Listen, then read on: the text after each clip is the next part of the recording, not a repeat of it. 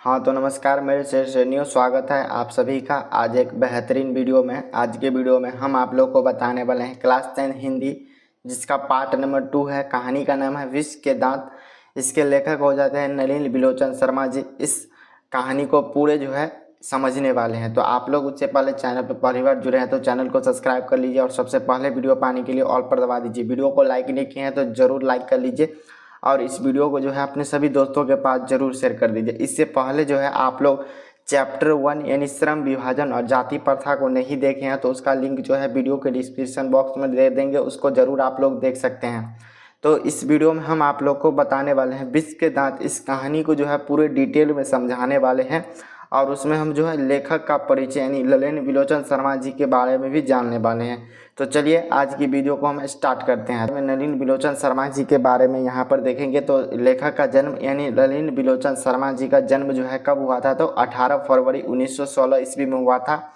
यहीं पर आपके बोर्ड एग्जाम में क्वेश्चन बनेंगे। यानी लेखक नलिनी बिलोचन शर्मा जी का निधन कब हुआ था तो 12 दिसंबर 1961। इतना तो 12 दिसंबर 1961 ईस्वी में हुआ था। यहीं पर इसका जन्म स्थान कहाँ हुआ था, आपके बोर्ड एग्जाम में क्वेश्चन बनेंगे।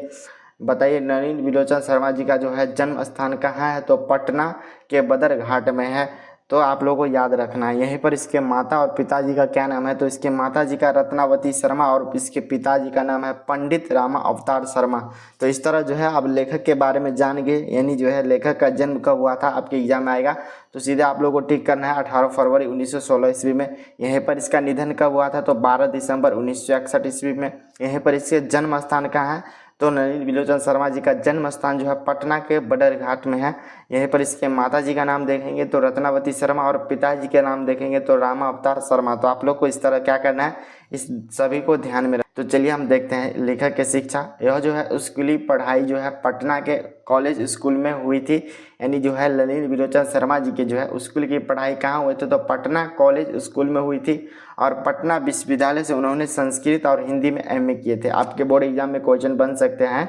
उन्होंने एमए और एमए किस भाषा में किए थे तो संस्कृत और हिंदी में किए थे और कहाँ किए थे तो पटना विश्वविद्यालय से किए थे, यानी पटना यूनिवर्सिटी से किए थे। यह विद्वान थे किसमें तो यह संस्कृत और दर्शन में विद्वान थे। इसकी विशेषता क्या है तो वे हर प्रसाद दास जैन कॉलेज आरा रांची विश्वविद्यालय और अंत में पटना के क्या रहे हैं तो अंत में पटना विश्वविद्यालय के प्राध्यापक रहे और 1959 में पटना विश्वविद्यालय में हिंदी विभाग के क्या हुए अध्यक्ष रहे। तो आप लोग को इस तरह समझना है। इसकी विशेषता क्या है तो ये सबसे पहले हर प्रसाद दास जैन कॉलेज आरा रांची विश्वविद्यालय और के क्या रहे तो टीचर साहित्य रहे और अंत में पटना विश्वविद्यालय में प्रधानाध्यापक रहे और 1959 में पटना विश्वविद्यालय में हिंदी विभाग के क्या है अध्यक्ष रहे हैं। तो आप लोग को लेखक के बारे में उसकी शिक्षा के बारे में आप लोगों को पता चल गया। अब देखेंगे लेखक की रचना कौन कौन सी है। इसकी रचना तो सबसे पहले देखेंगे लेखक की बहुत ज़्यादा इम्पोर्टेंट रचना हो जाती है। इसकी प्रमुख रचना दृष्टिकोण, ये बहुत ज़्यादा इम्पोर्टेंट है, याद रखना है। उसके बाद दूसरा है साहित्य का इतिहास दर्शन, ये दो हमारा दृष्टिकोण और साहित्य इतिहास दर्शन ये बहुत ज़्यादा इम्पोर्टेंट है। और है मानदंड, फिर है हिंदी उपन्यास और इसकी विशेषता देखेंगे तो विशेषता है प्रेमचंद्र, साहित्य तत्व और आलोचना। कहानी देखेंगे तो विष के दांत और शस्त्रपूर्व, छोटी कहानी और कहानी संग्रह, केसरी कुमार तथा नरेश के साथ काव्य संग्रह। इस तरह इसकी क्या है तो प्रमुख रचना है। तो इसमें बहुत ज़्यादा इंपॉर्टेंट है, पहला दृष्टिकोण याद रखना। फिर देखेंगे तो साहित्य का इतिहास का दर्शन, ये दो बहुत ज़्यादा इंपॉर्टेंट है। तो इसकी प्रमुख रचना में इस 2 पॉइंट को जरूर याद रखिए आप लोग। आप देखेंगे कहानी के फुल कहानी को क्या है पहले हम यहाँ पर समझने वाले हैं। तो चलिए उसको क्या करते हैं समझाते हैं। सबसे पहले हम यहाँ पर 2 परिवार के बीच यह कहानी, यानी 2 परिवार के बीच का कहानी है। सबसे पहले एक सेन साहब, इसके परिवार के कहानी है। एक गिरधर लाल है, ठीक है। गिरधर लाल कौन है तो सेन साहब के फैक्ट्री में एक किरानी है। किरानी किससे बोलते हैं जो फैक्ट्री के काम करते हैं, कागज पत्र का जो काम होता है वही। उस सेन साहब क्या थे तो एक फैक्ट्री सेन साहब के पास है जिसमें गिरधर उसमें किरानी का काम करते थे। गिरधर के पहले ये गिरधर गरीब परिवार है और सेन साहब क्या है तो अमीर परिवार है। ये हमारा क्या है गिरधर लाल, तो ये गरीब परिवार है इसका। गिरधर परिवार में इसकी एक पत्नी है और इसके एक बेटा है जिसका नाम क्या हो जाता है तो मदन इसका नाम है। अब इधर समझेंगे तो सेन साहब की एक पत्नी है सेन साहिबा जिसे बोलते हैं, और इसके जो है एक पुत्र है जिसका नाम है कासू और खोका, दोनों का एक ही नाम है, कासू खोका दोनों इसी का नाम है। और इसके 5 बेटी है, जिसमें पहला देखेंगे इसमें 5 बेटी है, सीमा हो गई, रजनी, आलो, सोफाली और आरती। इस तरह जो है सेन साहब के टोटल 5 पुत्री है और एक क्या है तो बेटा है। इस तरह आपके बोर्ड एग्जाम में क्वेश्चन बनेंगे सेन साहब के कुल कितने संतान है, तो 5 बेटी और 1 बेटे, इस तरह 6 संतान हो गए। यहीं पर पूछेंगे कितनी बेटियां हैं, तो 5 बेटी है सेन साहब के, और कितने बेटे हैं तो 1। तो आप लोग को यह समझ में आएगा इस दोनों के बीच क्या है, तो इस दोनों के बीच हम कहानी को बहुत ही अच्छे तरीके से समझने वाले हैं। तो चलिए अब हम कहानी को क्या करते हैं, स्टार्ट करते हैं।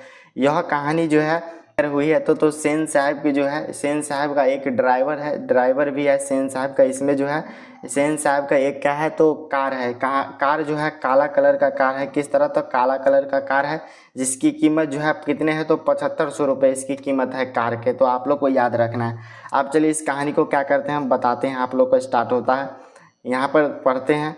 यह प्रस्तुत कहानी जो विश्व के दांत नलिनी विलोचन शर्मा द्वारा लिखा गया है, जिसमें मध्य वर्गीय अंतःविरोधी के उजागर किया है। सेन साहब एक अमीर आदमी थी, यानी सेन साहब क्या है तो बहुत ज़्यादा अमीर आदमी है। उसके 5 लड़कियां थी और 1 लड़का था, और लड़कियां क्या थी कठपुतलियाँ था। यानी सेन साहब की जो भी बेटियां थी, 5 बेटी क्या थी वो कठपुतली थी।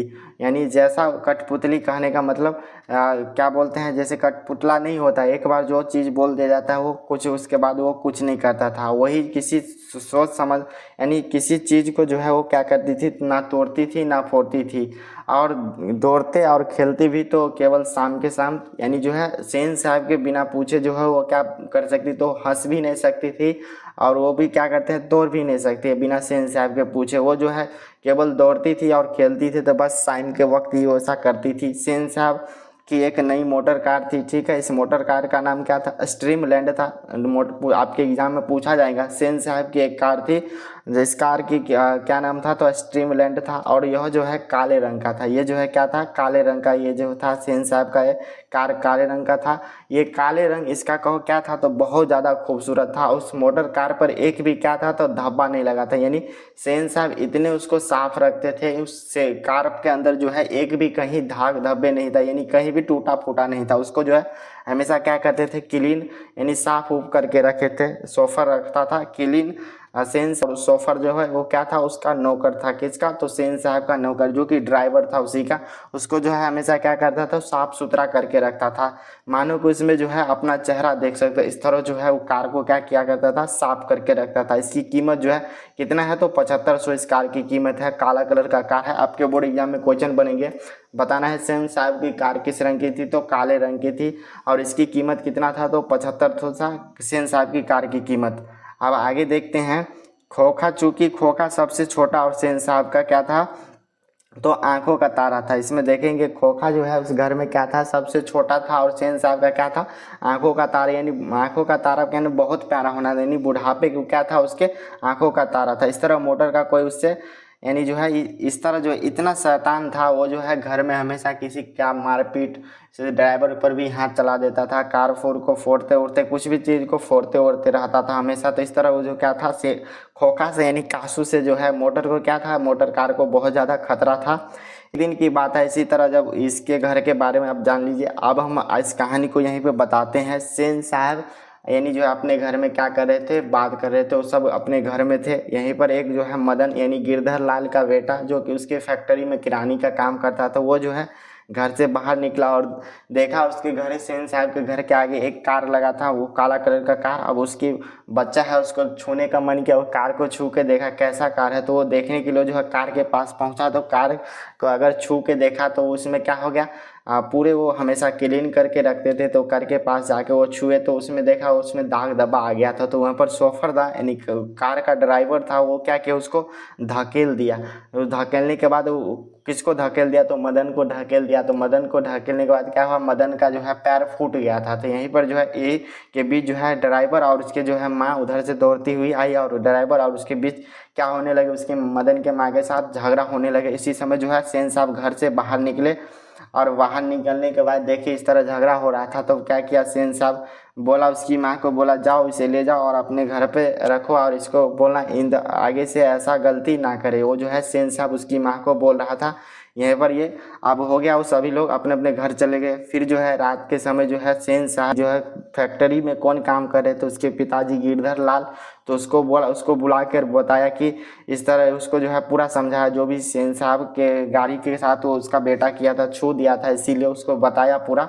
और उसके बाद जो है बताया, सेन साहब को भी बोला क्या, उसको समझा देने के लिए बात। रानी का काम करता था वो, रात में घर आया तब देखा कि वो क्या किए, उस सेन साहब को रात में जो है आप वो दोनों अपने घर में थे, सेन साहब और उसकी पत्नी अपने घर में थे, और इधर जो है उसके पिताजी गिरधर लाल घर पे आए और उसके बाद जो उससे क्या किए, बहुत पीटे। तो यहीं पर जब बच्चे को पीटते हैं तो वो रोते हैं, तो इस तरह रो रहे थे, तब उसकी पत्नी और वो दोनों कमरे में थे, तो वो आवाज़ सुन रहे थे। तो उसकी पत्नी बोला था, कौवत कौवे की तरह चिल्लाता है, इस तरह बोला और बोला भीख मांगा। इस तरह जो है सेन साहब की पत्नी जो है वो जब वो चिल्ला रहा था तो इस तरह उसकी पत्नी बोली। अब ये जो है आगे हम देखते हैं, तो उसका 5-6 साल का बच्चा था जिसका नाम मदन था। इस तरह आप लोग समझ गए, छूकर गंदा कर दिया, ये तो हम आप लोग को बता दिए।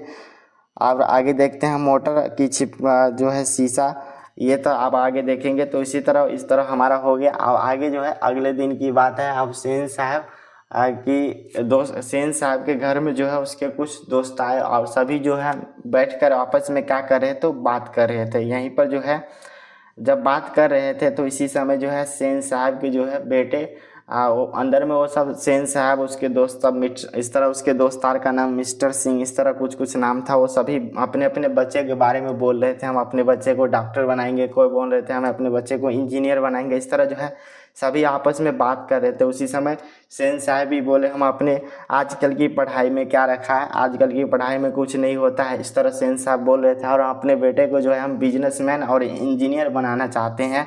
और सेन साहब जो हमेशा घर उसका बेटा जो था कासू खोखा जिसे बोलते हैं, वो हमेशा घर पर क्या करता था, तो ठक ठक यानी कुछ ना कुछ ये ठीक ठाक करते रहता था घर पर। तो बताया अब मैं इसीलिए जो है उसको स्कूल भी नहीं भेजता, वो जो अपने दोस्त से बात कर रहा था उसी। और हम बोले कि मेरे फैक्ट्री में जो है एक कारपेंटर है जो कि इसको हम क्या करते हैं, उसी से ट्यूशन दिलवाते हैं और उसी को ठोक ठाक करने के लिए जो है उसको हम क्या कर रहे हैं, तो सिखाते हैं। तो इसी तरह बात हो रहा है।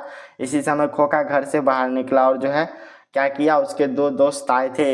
एक दोस्त के गाड़ी में क्या किया था, आगे का चक्का और पीछे का चक्का का दोनों का क्या किया, उसको हवा निकालने आगे सीख लिया था। तो क्या किया, हवा निकाल दिया। और एक उसका दूसरा दोस्त का क्या किया, गाड़ी का हेडलाइट होता है उसको क्या किया, फोड़ दिया।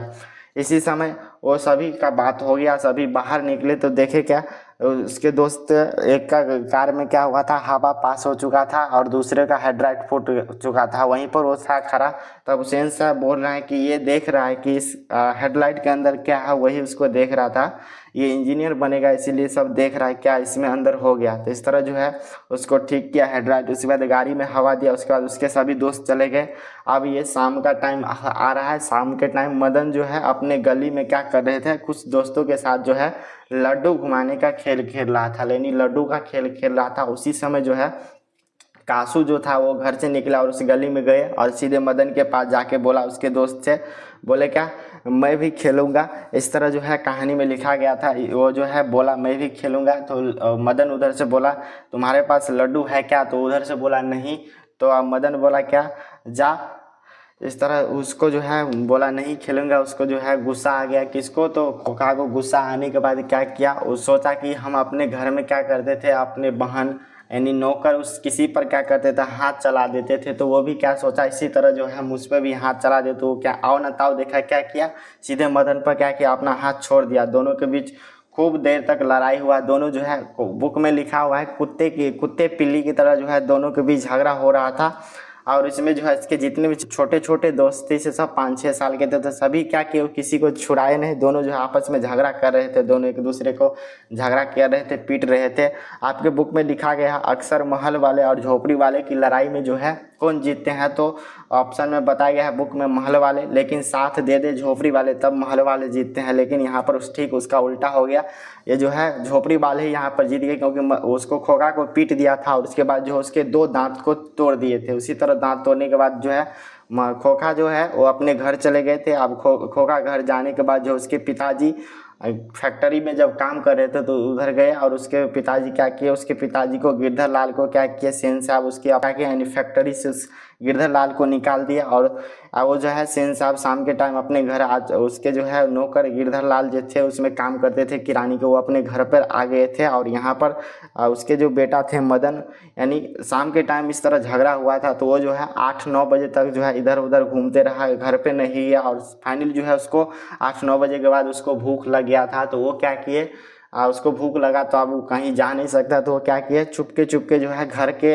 दरवाजे को खोला और अंदर सीधे कहाँ गया तो सीधे जो है रसोई घर में गया। और वहाँ पर जो है वो खाना भरपेट खाना खा लिया। और उसके बाद जो है उसके पिताजी और उसके मम्मी क्या किए थे, आप कमरे में बात कर रहे तो वो जो है खिड़की के पास जाके क्या किया, उस बात को सुन रहा था। उसके बीच बात हो रहा था, यानी मदन को लेकर बात नहीं हो रहा था और कोई बात कर रहा था, उसको जो है सुना। उसके बाद जो है चोर की तरह छिपे यानी चुप चुप करके जो है अपना क्या किए, धीरे धीरे चलना स्टार्ट किए। यहीं से उसी समय जो है घर के बीच कुछ रखा था, जाके उसके पैर जो है उससे टकराया तो क्या हुआ, आवाज़ हो गया। इसी तरह आवाज़ हुआ तो उसके घर से उसके मम्मी पापा दोनों घर से बाहर दौड़ के आए और क्या किए, मदन वहाँ चुपके से चोर की तरह क्या किया, अपना आंख बंद किया, इस तरह जो है क्या हुआ, खड़ा हो गया। उस खड़ा होने के बाद क्या किया वो, उसके पिताजी, अब उसको लग रहा था आज तो बहुत पिटाई होने वाला है, तो इस तरह क्या हुआ, वो चुपचाप खड़ा हो गया। और उसके पिताजी गए और उसको क्या किए, गले लगा लिया। और गले लगाते ही बोला, वाह बेटे वाह, तो बहुत ही क्या शेर बहादुरी का काम किया। इस तरह जो है उसको क्या किया बताया। और मैं एक हूँ जो कि क्या कहा, अपने मालिक के क्या करता हूँ तो उसके बात को सभी बात को सुनता हूँ, उसकी चमचागिरी करता हूँ। इस तरह वो अपने भाषा में बोले, इस तरह बोले। उसके बाद जो है उसको गले लगा लिया और दोनों जो है एक साथ क्या किए, जोर से हंसने लगे। लास्ट आप बुक पढ़ेंगे तो वहाँ पर लिखा है वाह वाह करके क्या किए, सभी आपस में हंसने लगे। इस कहानी में बस यही था आप लोग को अब ये कहानी बहुत ही अच्छे तरीके से समझ में आ गया होगा। बस ये कहानी में यही सब था, हम पूरे समझा दिए आप लोगों को, सब बहुत ज़्यादा समझ में आएगा। अगर एक बार में समझ में नहीं आ रहा तो इस वीडियो को दोबारा देख लीजिए, आप लोग को समझ में आ जाएगा। पूरे जो है यही सब लिखा हुआ है। चलिए आप लोग को यह सभी समझ में आ गया। अब हम क्या करते हैं, इसके जितने भी इंपॉर्टेंट सब्जेक्टिव क्वेश्चन है उसको समझा देते। तो सबसे फर्स्ट क्वेश्चन है सब्जेक्टिव क्वेश्चन में, खोखा जो है किन मामलों में अपवाद था। ये क्वेश्चन बहुत ज़्यादा इम्पोर्टेंट है, आपके बोर्ड एग्जाम में जब से हो रहे हैं बिहार बोर्ड में सबसे ज़्यादा ये क्वेश्चन रिपीट हुए। तो इस क्वेश्चन को देखते हैं। खोखा जो है सेन साहब के घर में बनाए गए सभी मामलों में अपवाद था। खोखा जो है किन मामलों में अपवाद था, तो ये सुनिए। खोखा जो है सेन साहब के बेटे थे, यानी जो है घर में जो भी नियम बनाए गए थे सभी नियमों में क्या था, यह अपवाद था। वो हमेशा अपने मन के अनुसार घर में कार्य करता था, और जबकि उसकी सभी बहनों के लिए घर में एक ही विशेष प्रकार का नियम था। यानी मदन के लिए अलग नियम था, खोखा के लिए अलग नियम था, और उसके घर में बहन के लिए अलग नियम था। वो सभी नियम को क्या करता था, तोड़ देता था। इसीलिए जो है घर में क्या क्या था, यह अपवाद था। अब दूसरा नंबर हम क्वेश्चन देखेंगे, मदन का चरित्र चित्रण करें। यानी मदन के बारे में हम क्या करेंगे, बताने वाले हैं। तो मदन जो है विश्व दांत कहानी का नायक है, यानी वो क्या किया, तो मदन जो है विश्व कहानी का क्या हो जाएगा, विश्व के दांत कहानी का यह नायक हो जाएगा। नायक यानी हीरो है। मदन के पिता गिरधर लाल सेन साहब के यहाँ जो है किरानी के काम करते थे। किरानी बताए यानी जो है फैक्ट्री में, यानी पेपर का जो काम होता है लिखावरी का, वो काम करते थे। यह कहानी में मदन का चित्रण जो है 5 साल के एक साहसी लड़के के रूप में किया गया है, जो कि सेन साहब के ड्राइवर द्वारा किए गए अपमान का बदला लेने के लिए जो है कासू की लड़ाई में उसके 2 दांत तोड़ दिए थे। तो ये आप लोगों को समझ में आ गया। मदन जो है कहानी का यह एक नायक है विश्व के दांत कहानी का। इसके पिता गिरधर लाल साहब है, जो कि इसके फैक्ट्री में, सेन साहब की फैक्ट्री में किरानी का काम करते थे। मदन जो है 5 साल का एक लड़का है, जो कि बहुत ज़्यादा साहसी लड़का है।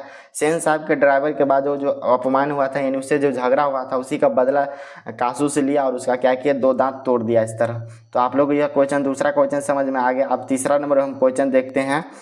खोखा जो है खोखा का आप चलित चित्रण करने के लिए बोला जा रहा है। तो खोखा या इसको कासू बोले, दोनों एक ही नाम है। विश्व के दांत कहानी का एक प्रमुख पात्र है।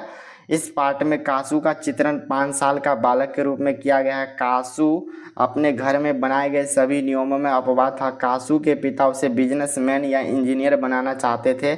एक बार कासू की लड़ाई मदन से हो गई, जिसमें जो उसे अपने 2 दांत खोना पड़ा था। तो ये जो है लिखा हुआ था। अब इसको समझिए। कासू बोले चाहे खोखा, दोनों इसका एक ही नाम हुआ है। आपके बोर्ड एग्जाम में पूछा जाएगा कासू के जो है कितने दांत तोड़ दिए थे मदन, तो 2 दांत, इस तरह। तो याद रखना है, चाहे खोखा दे दे चाहे कासू, दोनों एक ही नाम है, कन्फ्यूज नहीं होना है। कहानी का एक प्रमुख पात्र हो जाता है। ये भी जो है इस कहानी का क्या है, विष के दांत कहानी का प्रमुख पात्र है। इस पार्ट में जो है कासू का 5 साल का बारे में बताया गया है। यह बालक के रूप 5 साल के बालक के रूप में किया गया है। कासू अपने घर में बनाए गए सभी नियमों में अपवाद थे, यानी उसके घर में जो भी नियम थे, जो भी नियम बनाए गए थे, सभी नियमों में क्या था, अपवाद था। कासू के पिताजी है उसको बिजनेसमैन या इंजीनियर बनाना चाहते हैं। एक बार कासू की लड़ाई जो है मदन से हो गया था। लड्डू के खेल के लिए जो है वहाँ क्या हो गया था, लड़ाई हो गया था। उसी समय दोनों के बीच झगड़ा होने के बाद जो है मदन ने इसके क्या किए, 2 दांत तोड़ दिए। तो यहीं पर लिखा है उसके 2 दांत का किया गया, खोना पड़ा था। तो यहाँ पर तीसरा क्वेश्चन समझ में आ गया। आप देखेंगे अगला नंबर क्वेश्चन है, चौथा नंबर क्वेश्चन है। अब यहाँ पर बोला जा रहा है सेन साहब का क्या करना है, चरित्र चित्रण करना है, यानी सेन साहब के बारे में बताना है। तो सेन साहब जो है विष के दांत कहानी के एक प्रमुख पात्र है।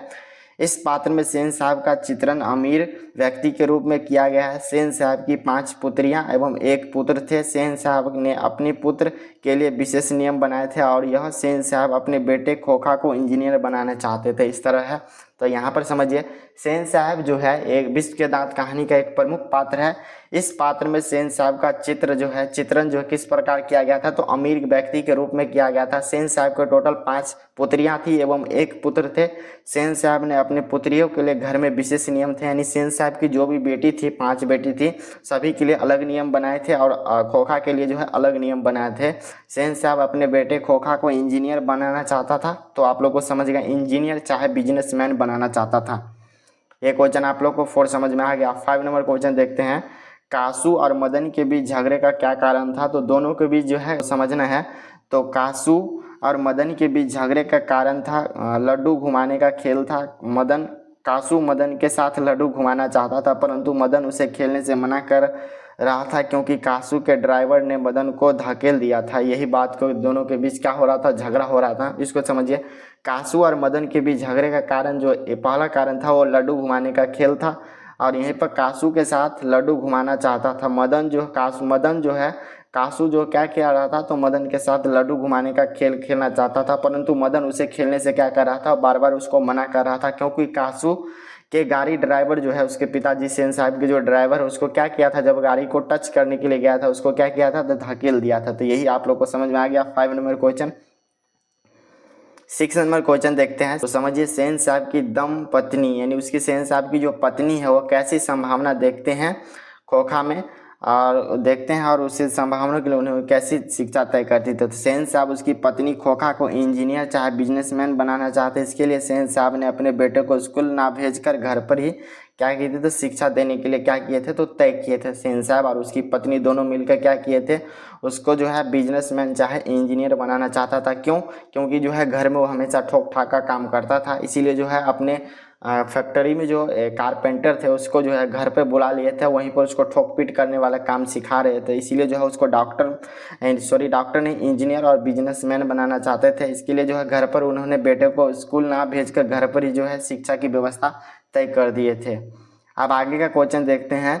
7 नंबर हमारा क्वेश्चन है, मदन और ड्राइवर के बीच विवाद के द्वारा कहानीकार क्या बताना चाहते हैं। और मदन और ड्राइवर के बीच जो विवाद हुआ था इसमें जो है कहानीकार यानी लेखक क्या बताना चाहता था, तो मदन और ड्राइवर के बीच विवाद होने का कारण कहानीकार यह बताना चाहता था कि महल वाले कभी नहीं चाहते हैं कि झोपड़े वाले के बच्चे उनके कीमती सामानों पर आपस भी भटके। यानी जो भी मदन और ड्राइवर के बीच का विवाद के बाद कहानीकार यह बताना चाहता है यही कि महल वाले कभी यही नहीं चाहते हैं कि झोपड़ी वाले के जो भी बच्चे हो, जो हमारे जो भी कीमती सामान है उसके आसपास यानी सामने आमने यानी अटके भटके नहीं, यही बताना चाहते हैं। अब आगे का क्वेश्चन देखते हैं। 8 नंबर क्वेश्चन, आपकी दृष्टि से विष के दांत कहानी का नायक कौन है, तर्कपूर्ण उत्तर देना है। तो आपके अनुसार बताइए विष के दांत के कहानी का नायक कौन हो जाएगा।